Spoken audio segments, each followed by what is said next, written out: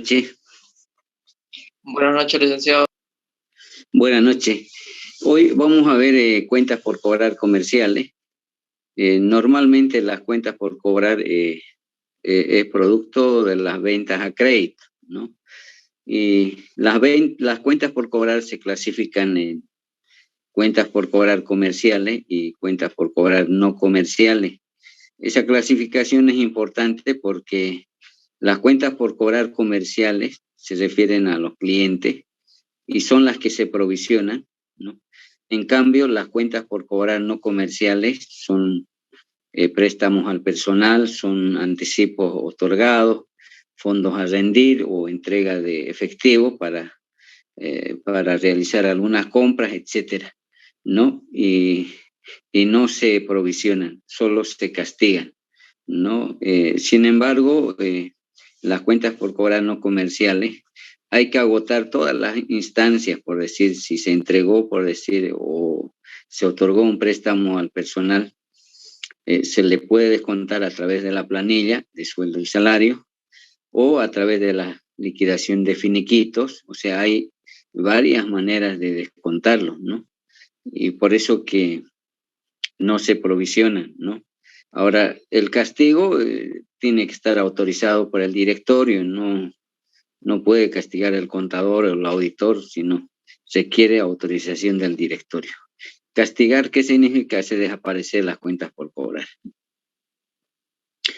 Y literalmente dice en el análisis que debemos establecer el derecho exigible, ¿no? A favor de la empresa, cuando existe la documentación, como ser contrato, factura, recibo u otros documentos equivalentes, solo así podemos decir que hay derecho exigible, ¿no? Cuando hay documentación. Y lo más crítico en esta cuenta es la constitución de la provisión para cuentas incobrables, que se encuentre subestimado o sobreestimado. El tema de la constitución de la provisión,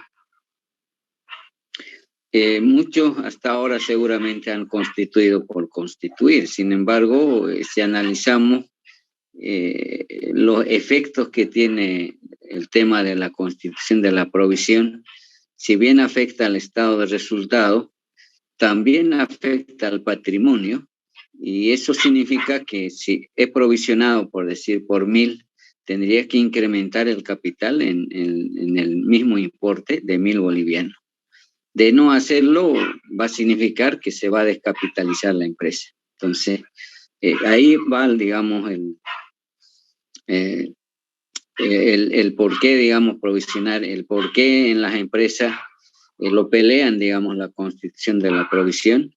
No siempre ellos dicen déjenme patalear o no quieren constituir la totalidad. ¿Por qué? Porque saben ellos que tienen que incrementar el patrimonio en el mismo importe.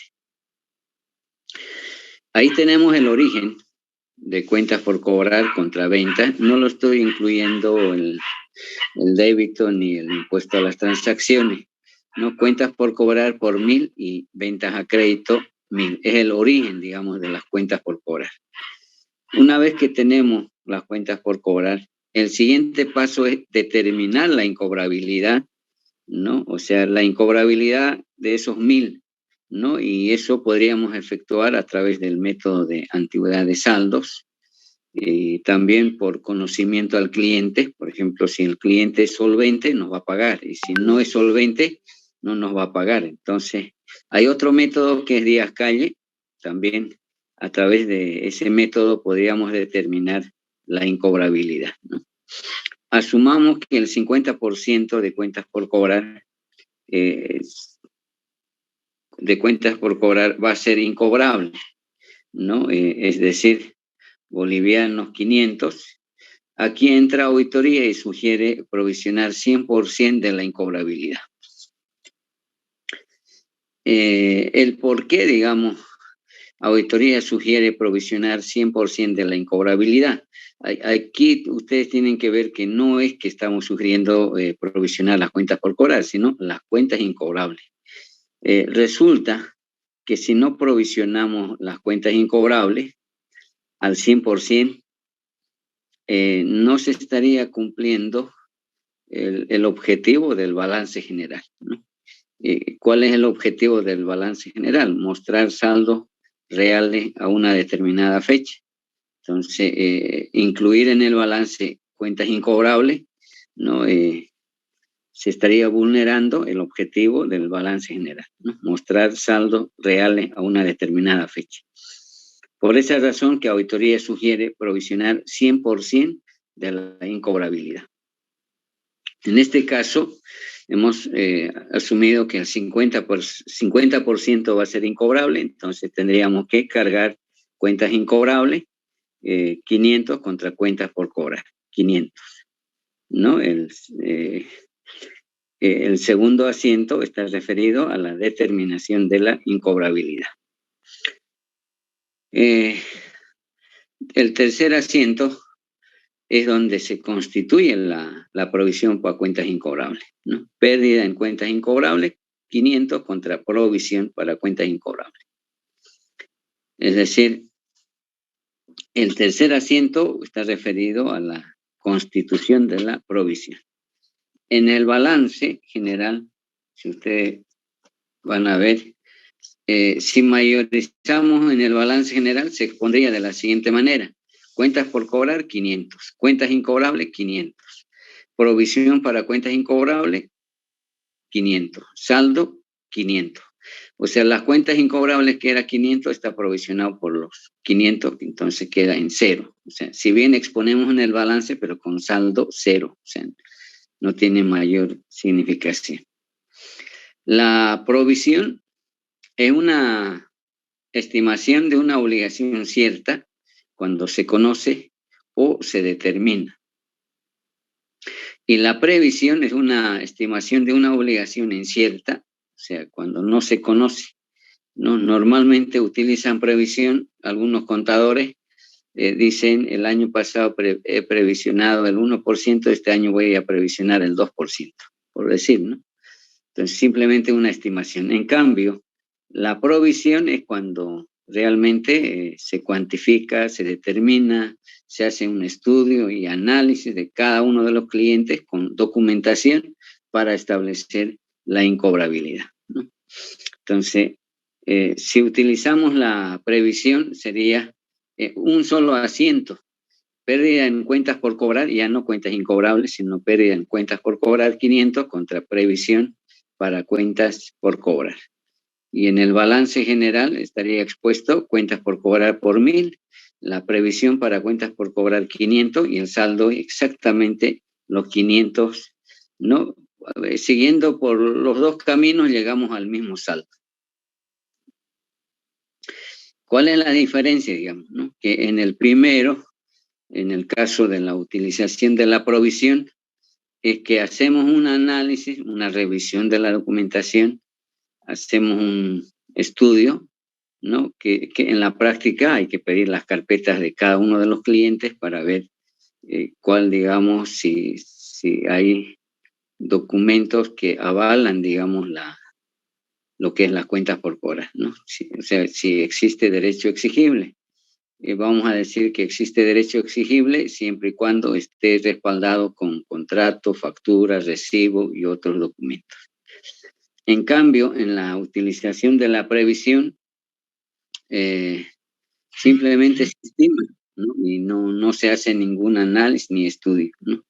Entonces, sin embargo, se llega al mismo resultado, ¿no? Y si hemos provisionado por 500 y si nos pagan bolivianos 200, ¿no? O sea, lo que estaba provisionado recuperamos, entonces ingresaría a caja 200 contra otros ingresos 200. A ver, ahí alguien me puede decir por qué llevamos a otros ingresos si lo que hemos recuperado, lo que estaba provisionado.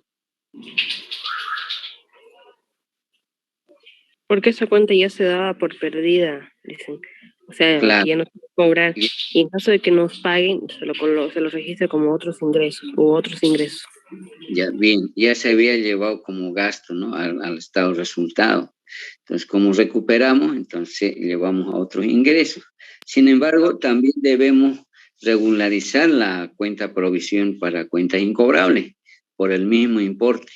Es decir, cargamos provisión para cuentas incobrables contra cuentas incobrables.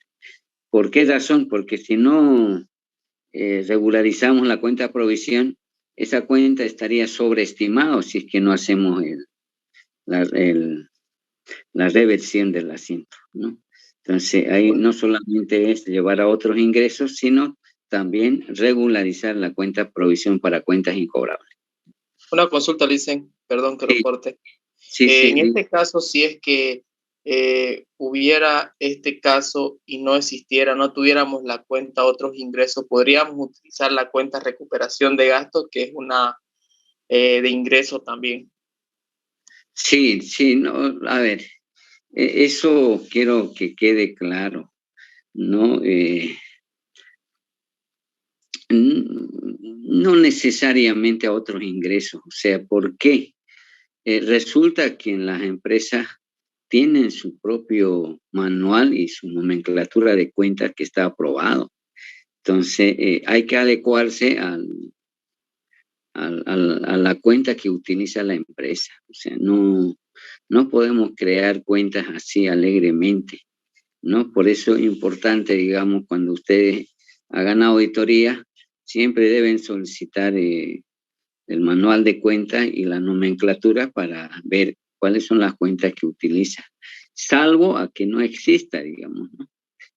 Excepcionalmente, digamos, ¿no? Pero en la práctica siempre hay que adecuarse a la nomenclatura de cuenta que utiliza la empresa.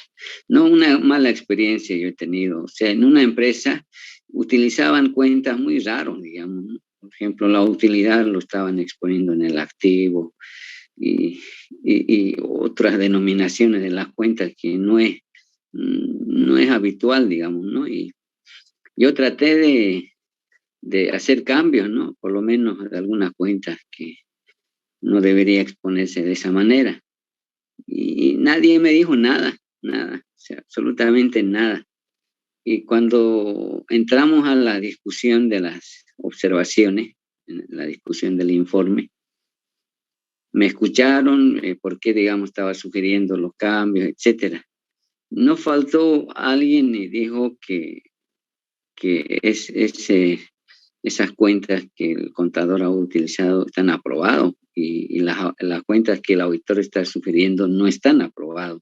Entonces, ese cambio sería para el siguiente año, no al año del periodo de la auditoría, ¿no? Entonces, vean ustedes que a veces no es nomás sugerir las cuentas, sino siempre debemos adecuarnos a las cuentas que utiliza la empresa, ¿no? ¿Por qué? Porque está aprobado, ¿no?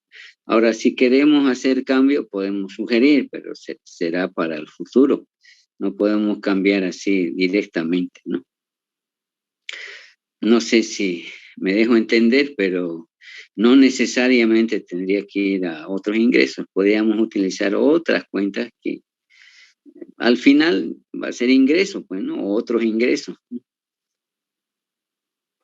Tendría que ir a otros ingresos, ¿no? O sea, Quedó claro, Licen. ¿ya? Y entonces, siempre es bueno adecuarse al plan, a la nomenclatura de cuentas que utiliza la empresa, ¿no? Así no nos guste, digamos, ¿no? Porque ya les digo, con varias experiencias que he tenido, ¿no? Y uno pasa calores porque tienen razón, pues, ¿no?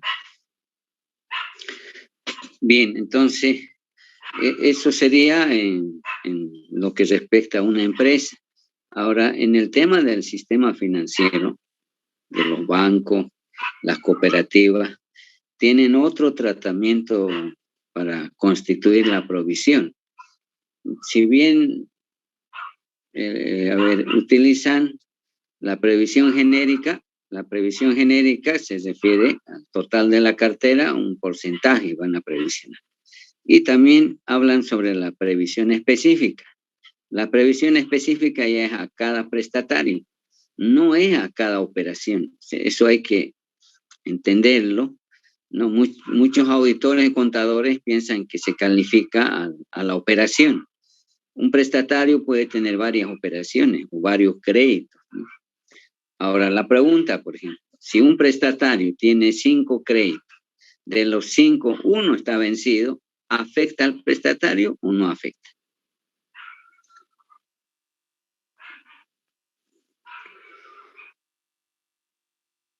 Si un prestatario tiene 5 operaciones, 5 créditos, y de los 5, uno está vencido, ¿afecta en la calificación? Sí, Licen. Se refiere a si un cliente tiene 5 créditos y no ha cumplido uno, ¿no es? Ajá. Está vencido. Sí, no cumplido, le afecta en todo. La afecta en la calificación. Por decir, debería tener 4, puede tener 3, digamos.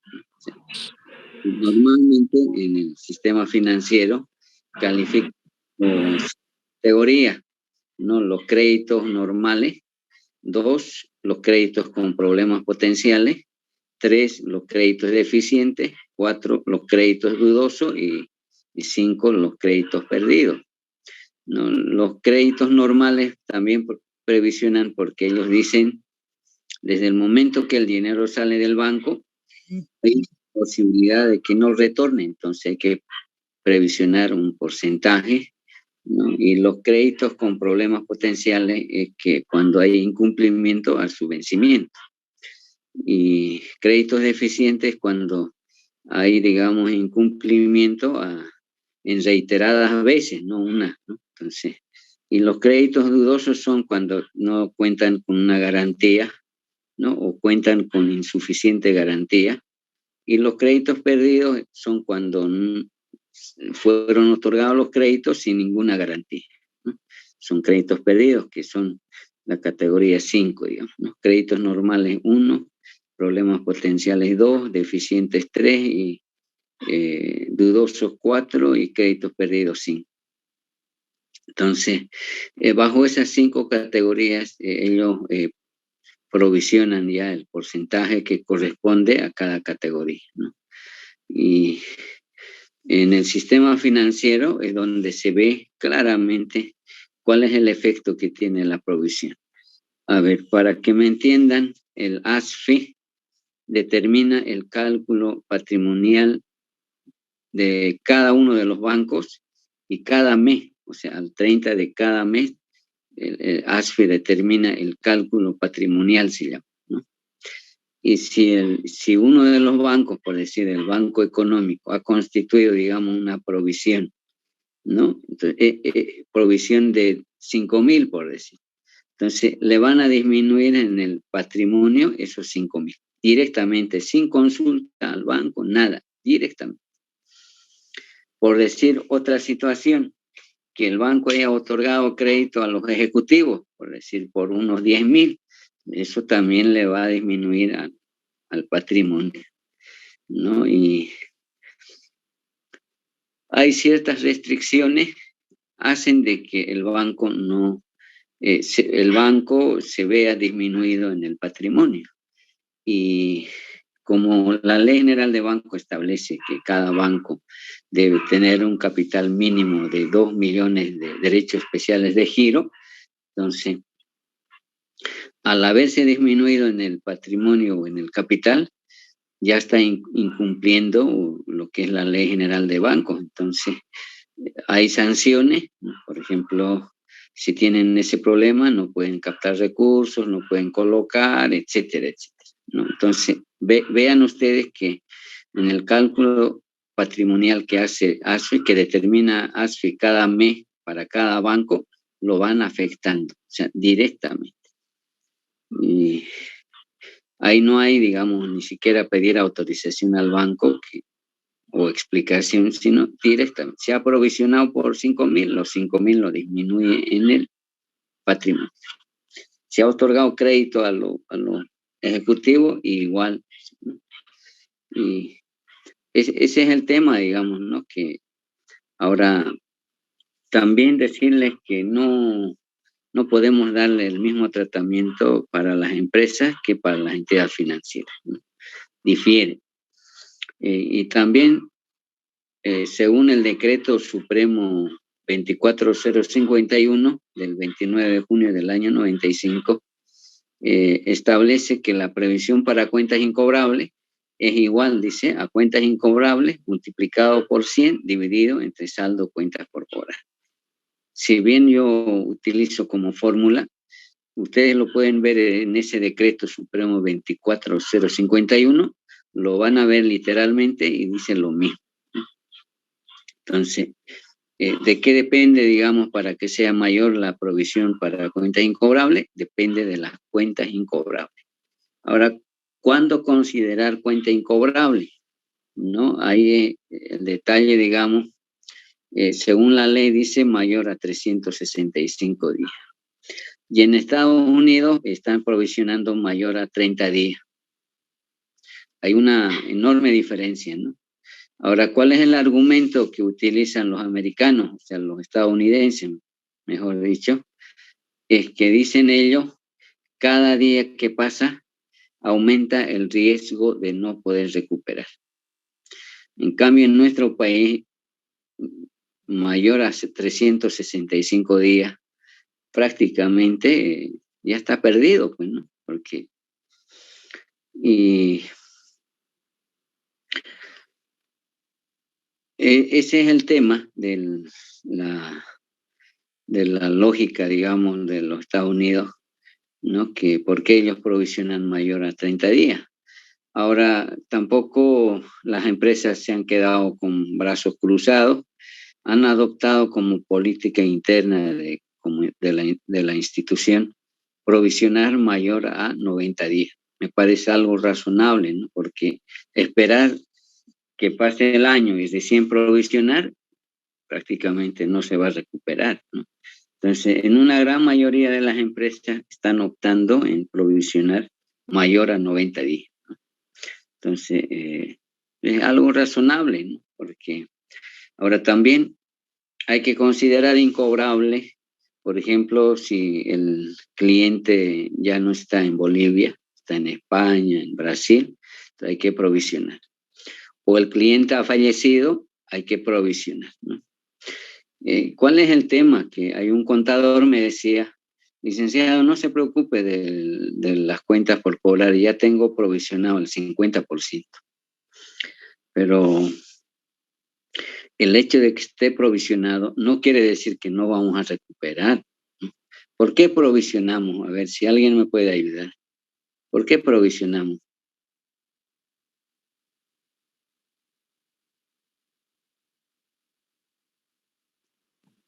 ¿Por principio de devengado? Por principio de devengado y ejercicio, ¿no? Los gastos, los ingresos hay que afectar al periodo que corresponde, ¿no? Entonces, no es porque queramos provisionar, sino que, y tampoco el hecho de que esté provisionado quiere decir que no vamos a recuperar. La empresa tiene que seguir las acciones de cobranza. Y es más, por ejemplo, si el cliente ha fallecido, nos pueden pagar o nos pueden honrar con el pago los hijos, los directos responsables, ¿no? Porque hay un documento, ¿no?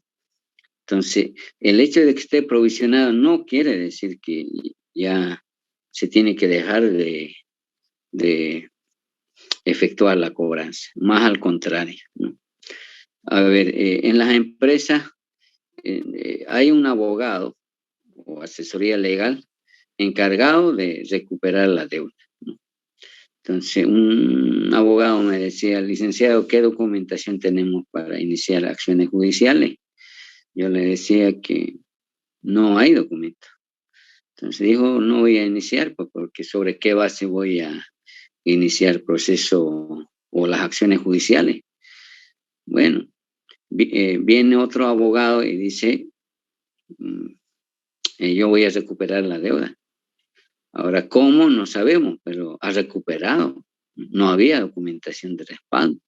Sin embargo, ha logrado recuperar. No de todo, pero ya un porcentaje, en un 30% ha recuperado. Entonces, eso hace ver de que depende de la habilidad, de la experiencia que puede tener el profesional, ¿no? Lo mismo pasa en auditoría. Los contadores pueden utilizar ciertos criterios, ¿no? O tener mayor experiencia para poder solucionar ese problema, ¿no? Porque hay pues abogados que, y es más, él me comentaba, si bien la empresa no tenía documentación, ahora ya los tiene, me decía, porque ya lo hizo firmar un documento privado donde él manifiesta de que debe esa cantidad de dinero. Entonces, vean ustedes que mucho, mucho depende de la habilidad y la experiencia que puede tener cada profesional. Y en auditoría es lo mismo, ¿no? Es exactamente lo mismo, ¿no? Por ejemplo, aquí, utilizando la provisión, realmente se hace un trabajo, pues, ¿no? Y cuando utilizamos solamente la previsión, ahí no se hace ningún trabajo. O sea, normalmente es un contador flojo que no hace ningún análisis ni estudio y en cambio, cuando se utiliza provisión, cuando se cuantifica, se hace un análisis, por ejemplo, antigüedad de saldo o conocimiento al cliente o eh, el método que se quiera aplicar, digamos, por ejemplo, Díaz Calle, ¿no? Y yo no conocía a Díaz Calle, seguramente ustedes también, ¿no?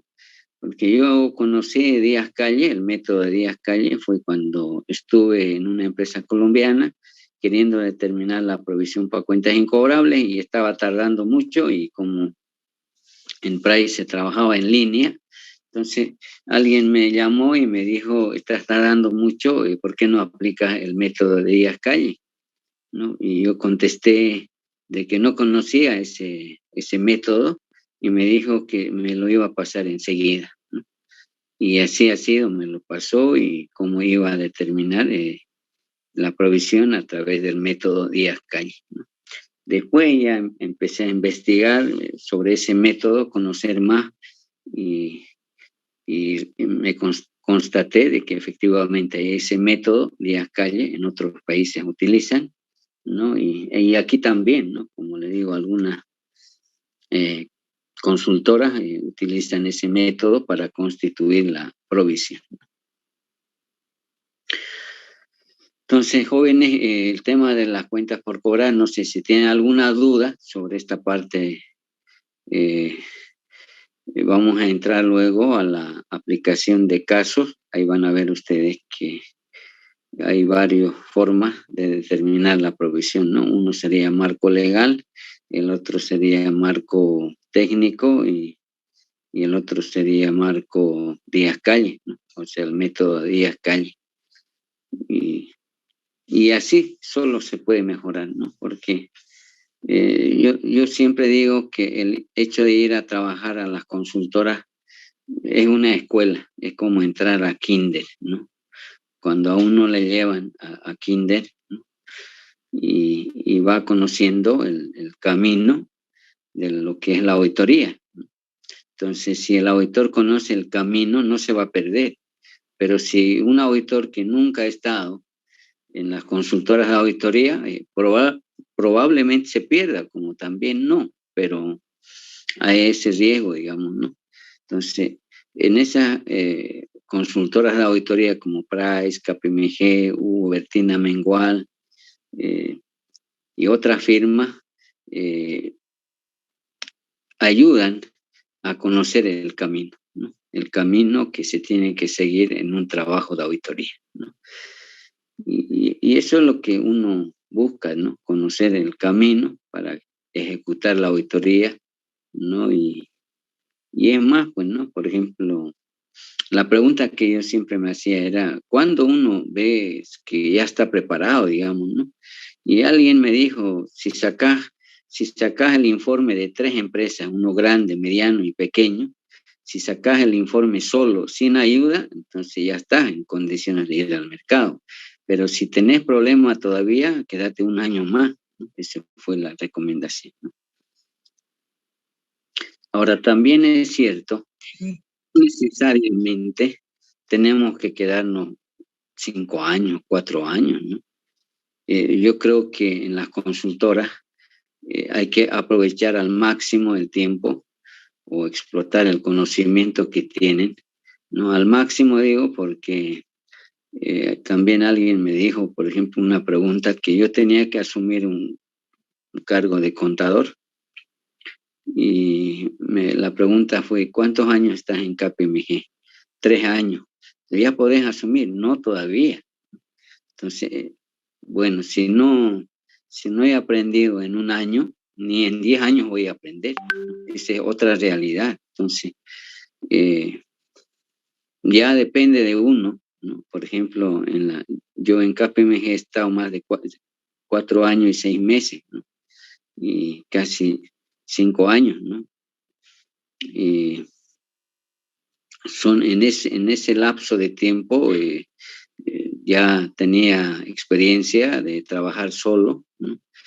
Podía sacar un informe de un banco, de una empresa comercial o de una empresa industrial, ¿no? Entonces ahí aún no está, digamos, en condiciones de sacar el informe de auditoría, ¿no? Y es más, pues, ¿no? Que, por ejemplo, en Price, a mí me enseñaron a delegar el trabajo, ¿no? Por ejemplo, yo antes estaba acostumbrada a hacer los papeles de trabajo y en Price me dijeron que no me meta en hacer papeles de trabajo, que mi obligación era sacar el informe de auditoría, ¿no? Entonces, ahí uno aprende a delegar el trabajo y uno tiene que sacar el informe, ¿no?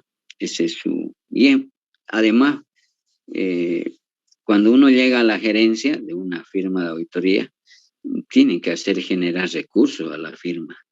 Si no, hay otro que va a hacer ganar dinero a la firma. Por eso que muchos llegan a ser gerente, pero pocos son los que se quedan, ¿no? Como gerente, porque ¿qué implica? Vender servicio, ¿no? Vender el servicio. El auditor tiene que vender su trabajo. Siempre hay innovaciones, ¿no? Eso es lo que yo les digo. Si uno quiere tener éxito en la profesión, tiene que esmerarse, dedicarse lo que es auditoría, ¿no? De no hacerlo, va a entrar a ese círculo vicioso que están muchos contadores y auditores, ¿no? Por eso les digo yo que, a ver, una experiencia que he tenido, 6 auditores nos reunimos y decidimos estudiar de 10 de la noche hasta las 12. Después de 6 meses ya se sintió mejoría, ¿no? Ya estábamos pisando los talones a los auditores que tenían mayor experiencia, ¿no? Hasta que ya íbamos marcando el paso, ¿no? Entonces se nota cuando uno se esfuerza, esas 2 horas de estudio ha hecho de que mejoremos, ¿no? El grupo en sí, ¿no? Porque en esos 6 meses hemos cumplido casi en su cabalidad el horario, 2 horas de estudio. Para mí 1 hora suficiente, pero y 1 hora discutíamos o comentábamos algunas experiencias, todo relacionado con auditoría, ¿no? Entonces, inclusive, como la mayoría éramos auxiliares de docente, nos exponíamos, digamos, ¿no? Por ejemplo, a algunos les gusta bancaria, a otros les gusta petrolera, a otros les gusta agropecuaria, entonces cada quien tenía su fuerte y nos exponíamos para entender mejor, ¿no? Entonces, solo así se puede mejorar. De otra manera, muy difícil, ¿no? Por eso yo les pido que siempre traten de apoyarlo, ¿no? Tiene que haber valor agregado, llaman en Price, ¿no? Valor agregado significa que no solamente el profesor, sino también el estudiante tiene que dar algo, tiene que aportar, porque si no, no mejoramos. Entonces, a veces el estudiante todo espera del profesor y no es así, ¿no? Y con mayor razón hoy en día con el tema de Internet, ¿no? Que antes no había esa información, ahora lo tienen, ¿no? Es cuestión de dedicarse a hacer más investigación acerca de lo que es auditoría y contabilidad, ¿ya? Jóvenes, nos veríamos en la próxima clase con casos de aplicación referente a cuentas por cobrar, ¿ya? ¿O tienen alguna pregunta?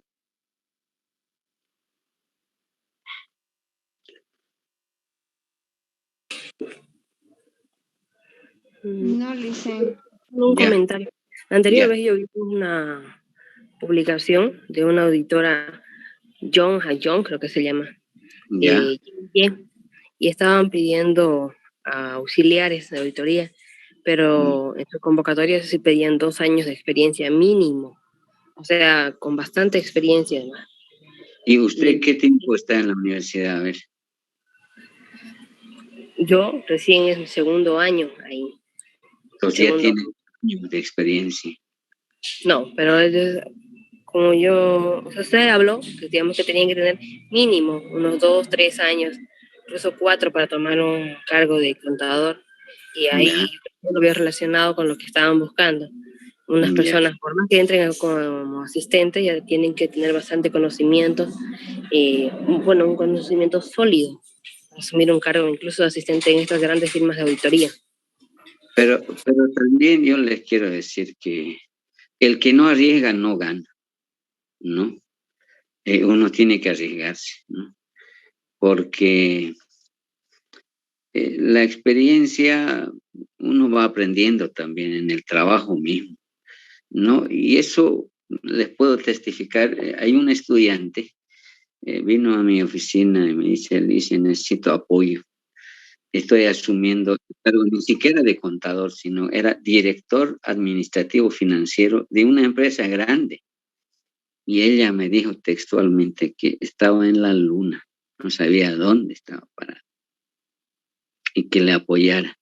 Entonces yo le dije para que primero que se tiene que munirse de información y analizarlo, la información de la empresa, la parte normativa, ¿no? Y le di, digamos, un detalle. Y después de un año vuelve y me dice ya, manejando todo lo que es las disposiciones tributarias, ya con fundamento, digamos. ¿Qué significa eso? Que en ese año ella lo dedicó 100% a su trabajo porque no quería quedar mal. Entonces, a veces es un reto. No siempre, otro ejemplo, para entrar a Price era requisito inglés, ¿no? Y la pregunta fue, ¿cómo anda el tema de su inglés? Porque usted se va a ir a una empresa petrolera y ahí es todo inglés. Hasta los contratos están en inglés, me dijo, ¿no? Y yo le dije, only English, ¿no? O sea, y le hablé en inglés y se imaginan ustedes que la que me hizo pregunta, no, o sea, él tiene base. Y bueno, ¿no? Porque de lo contrario, si decía que me falta, que no estoy en condiciones, seguramente hay otro que domina el inglés. Entonces, y me mandaron a la empresa petrolera. Pues. Entonces, ¿qué yo hice? Mire, para que vean ustedes, me dijo, usted se va a ir como encargado a la empresa andina y los asistentes, usted vea eso a quiénes lo va a llevar. Entonces yo lo primero que averigüé quién tenía, digamos, de los asistentes sabía inglés. Entonces me dijeron Katy Stenzel, ella es la que sabe. Entonces me lo llevo a Katy para que me ayude allá. Pues. Entonces uno tiene que ver, o sea, ya es la habilidad de cada profesional. Entonces, cuando hay ese tipo de retos, hay que enfrentarlo, ¿no? Porque eso de experiencia, ¿no? Tantos años, ¿no? También uno va adquiriendo, ¿no? Requiere mayor esfuerzo, sí, sin duda, pero yo les puedo aconsejar, cuando hay oportunidad hay que aprovecharla, porque las oportunidades no se van a dar cada vez, ¿no? Entonces, si alguna vez ustedes tienen la oportunidad de asumir un cargo de contador, de auditor, no, hay que arriesgarse, ¿no?